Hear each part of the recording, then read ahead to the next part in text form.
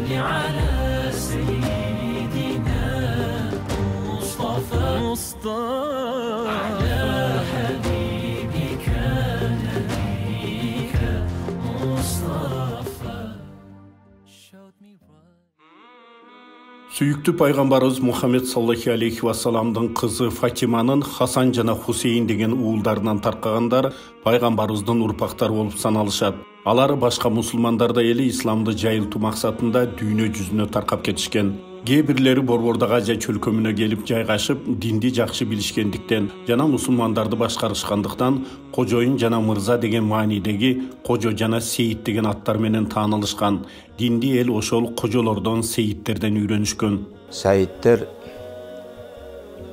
пайгамбар алейхиссалату вассаламдын урпактары болуп эсептелет. Пайгамбар алейхиссалату вассаламдан Фатима энебизден Фатима деген кызыдан тараган. Бул Hazreti Али разияллаху анхунун жары болгон. Ошондон эки уул болгон. Имам Хасан, Имам Хусейн. Асан Үсөн деген. Ошол Хусейнден тарагандарды Саидтар деп атайбыз. Баткен областының Кадамжай районунда пайгамбарыбыз Мухаммед саллаллаху алейхи вассаламдын урпактары болгон Асановтар жашап келишет. Алар өздөрүн сары каңдылар урусунанбыз дешет. Ал эми пайгамбарыбыздын урпактарынан экендигин улуу муундагы адамдар айтышып, ошолордон угуп келишкен. Бизде ошол Афсаттар дамыла көчүп келгенден кийин зыяратка барышып жүрдүлөр да. Шонда мен ошо менин бир тууган акам менен бунун бир тууган акасы, анан бир домула бар эди, Абсалам деген. Шолор барып bir жаш жигит бар эди, шопур болуп алып барат да. Барып келгенде ошондон келгенден кийин айтышты, акамдар айтты. Бул деди Афсаттар дамыла деди, ошол 37-чи атасыбыз менен барып немеге кошулат экен деди. Зайнабидинге. Сары каңдылар деди, бул ошо Зайнабидиндин уруктары экен, ошонун авладынан экен деди да. Шондой дешти деп ошо сөздү айтышты деди. Кийин анан bunun böyle ben bir yerde şunday sözler çıkıp kaldı da. Şunday negisi kandılar nemeden eken dedi. Şu Araplara varıp Ali'ye koşulacak eken kandılar hep çıktı. Bırak ondan bile çalabilgenlikten gel böyle kandını aytıp koydu. Bunda sarı kandılar hep tolğunu ayttı da. Şulardan eşittik. Yani aldığım mözümüz eşitledik. Koca anan keyin töre de eşitledik. Yani şu koca bunların avukattan çıkarttı bunu Burgacı jaksan çıkat dedi koca dep, Adam olar Şaymerden dep koydu, Özbekistan jeri var.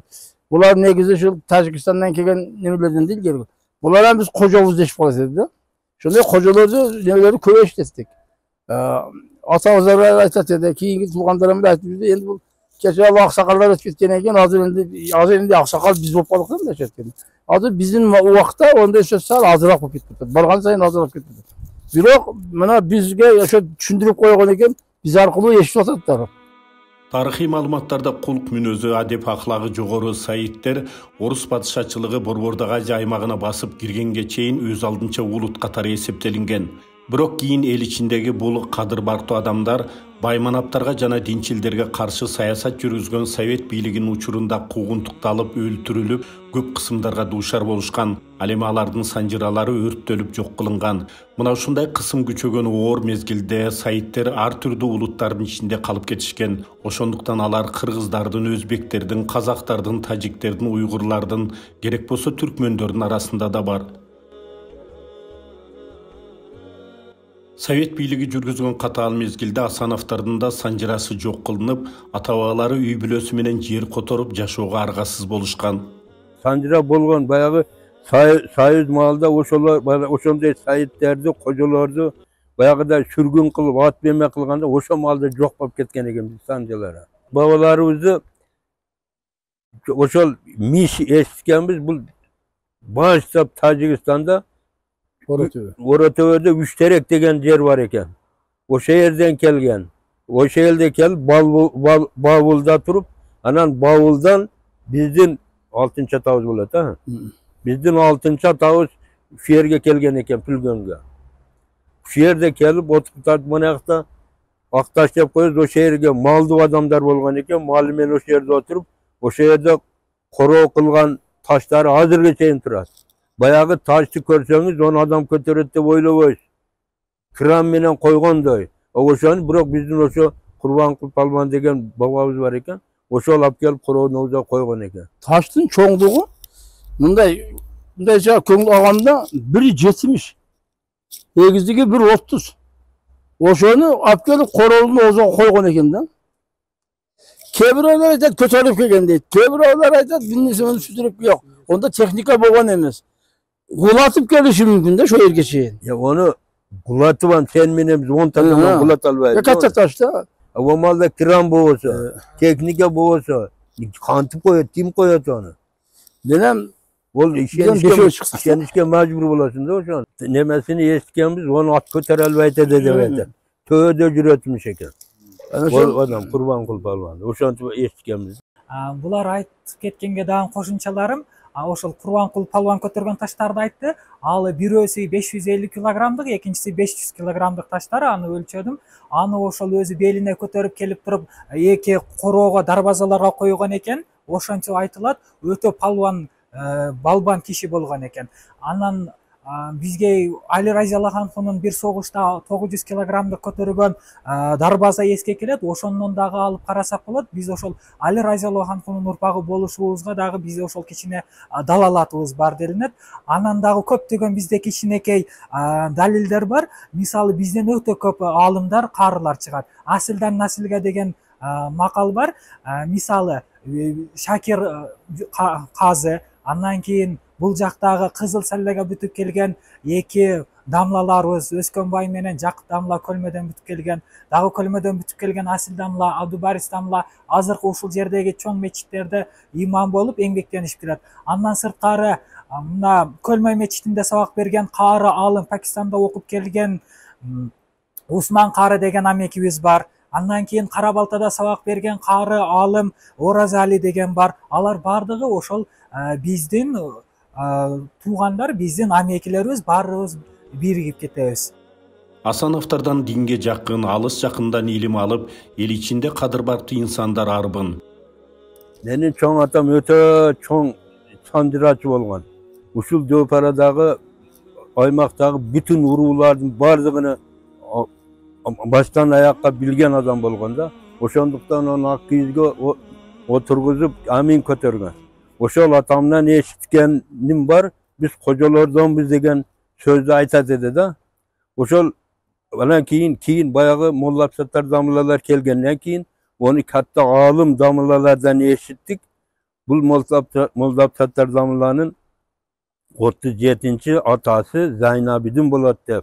Anan kim bayağı bizim çoğun atağımızın kocalardan bu sayitlerden biz degen söz. Molda Absattar damlanın bayağı o şoğu barıp koşuluşu. Biz anan işenişti, biz o sayitlerden eken biz de işeniş payda oldu bizge. Murundağın o şant ve eşitip yürgen biz yaş malımızda eşitken bizden de o çoğun atağımız o sözüm. Keyin anan oşol Molda Absattar damlanın yakın tuğanı Orunbay degen adam bolgan. Oşol muşunday nerseler göte kızıgıp bayağı izil degen adam bolganda. Oşol adamın oğuzudan eşittim. Bayağı bir maşinede ket partavuz. Oşol maşinede ket partıp kara baktık adam eken, ilimdi adam eken. Bunda oturup hemen başını kötürüyor tuğandar. Maşinenin içi cık adam ededi. Oşolunu da etti de. Tuğandar. Bilip algıla, eşitip algıla. Biz Sarıkanlı olabız. Sarıkanlılar biz Hazreti Ali'den urpağı olabız. Hazreti Ali'nin urpağı olabız deyip iki kayta aytıp şunday da aytıp men kulağım menen eşittim de oşa kişi bizge kattaş ede. Aynıksa men 10 kişi menen köp yakın edem. Oşan bir iki yol eşittim de oşal adamlar. Biz ana şunday demeler menen özümüzü solordan ekenimizi bilip kaldıktan ekin. Асановтар пайгамбардын урпактарынан экендиги жөнүндө кеп сөздөрдү угуп келишкен. Мындан улам алар тарыхы такталып калар деген ниетте жети атасын камтыган санжырасын өздөрү түзүп алышкан. Бул санжыра şu биздин түлгөндөгү сары каңды деп коет. Сары каңдылардын санжырасы да бул. Ошол башыбызда Асан деп коет. О башта Асан. Ошонун баа айланып келип, мына ушул баанын ичиндеги баардыгы ошондон таркаган.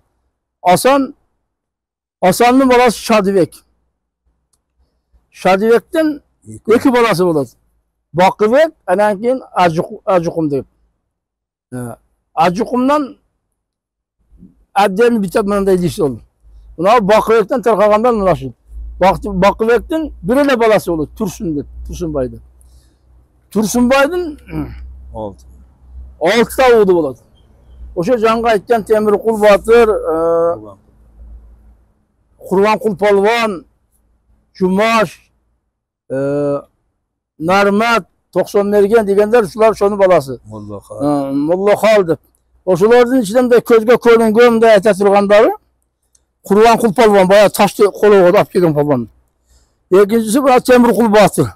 Бұл Қоқан хандығына бәлгі орыстармен ұрысқанда бірінші ұрысқан. Ошол ұрысқа қатысқан адам.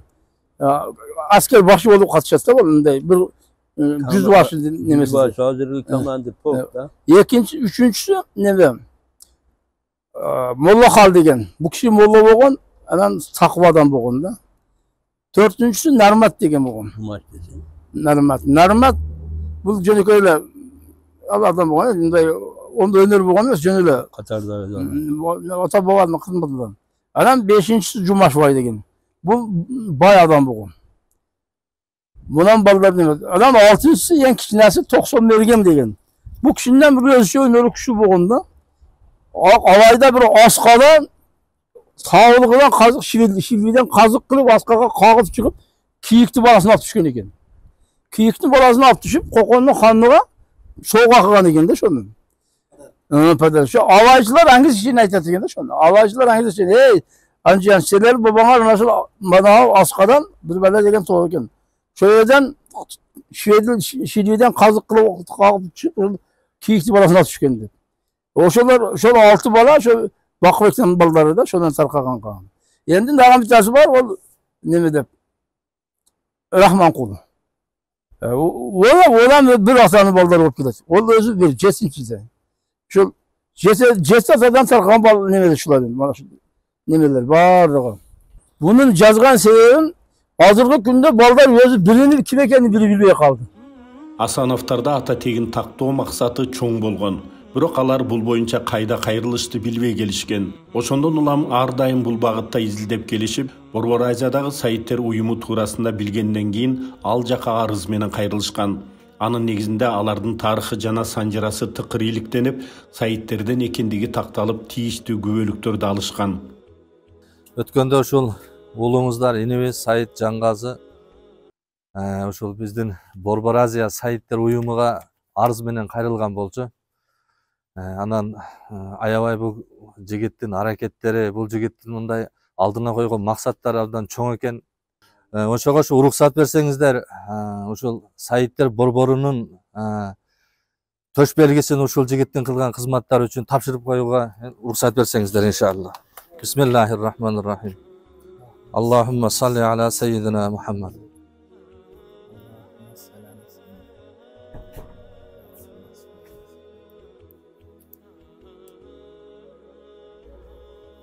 Allah Teala mübarek kılsın.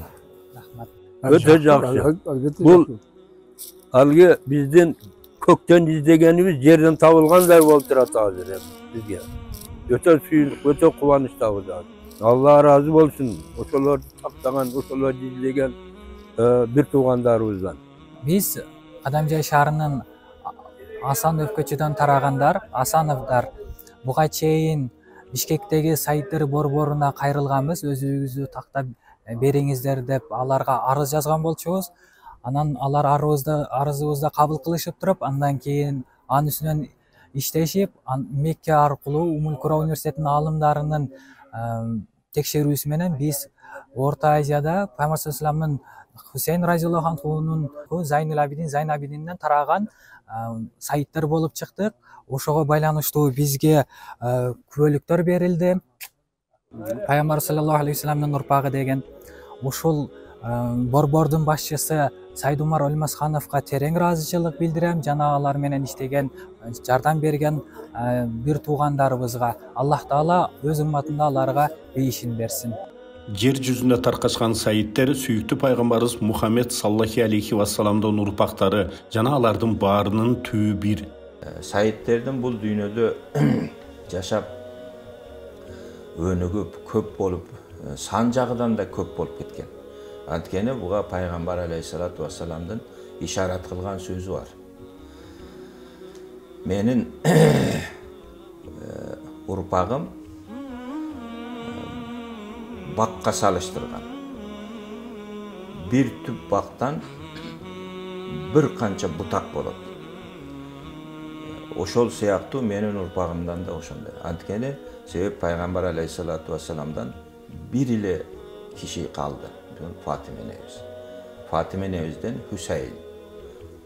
Хусейнди да башын кесип, аны да өлтүрүп, урпактарын барын өлтүргөндө, анын балдарынын ичинен Зайнал Абидин деген эмчектеги бала ошону гана сактап калган.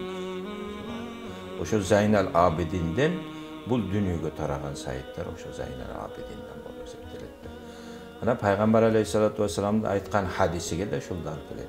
Bir түп дарактан көп бутак чыккандай менин урпактарым дегенде. Демек түбү бир булар. Бутактары дүйнөдө жайылган. Көп мамлекеттерде бул сайыттар бар. Асановтар жашаган жаратылышы кооз аймактын Кадамжай деп аталышынын өзүнчө тарыхы бар. Мындан 1400 жыл мурда Мухаммед алейхиссалам пайгамбарыбыздын күйөө баласы жана ислам динин таратууда эң ишенгени Азирети Али разияллаху анхунун бул чөлкөмгө жасаган жүрүшүндө Кадамжайдын төрүндө токтоп өрүштөгөн экен. Намаз окуган учурунда ташта көлкүлдөп ээрип, тизеси батып, изи калган. Ошон үчүн Азирет Алинин кадам изи түшкөн Кадамжай деп аталып калган дешет. Бул жер биздин тарыхый музей комплекс. Бул жерге биз тарыхыбызды үйрөнгөнү, анан ошол дем алганы, эс алганы келебиз. Анан бул жерге уламыштар бар. Пайгамбар саллаллаху алейхи вассаламдын эң биринчи жаш балдарынан болуп динди кабыл кылган жана анын күйөө баласы болгон Фатима энебиздин разияллаху анханын күйөөсү болгон Али разияллаху анху келип ушул жерге элдерге даават берип келгендей, анан бул жерде өзгөчөлүгү ошол ал кишинин издери калып калган, мына эки табактай болуп турбайбы? Ал ошол тизелери, анан ал жакта чоң бут кийимдин изи турган 50 сантиметрдей, анын ошол изи калган деген ошол уламыштар бар.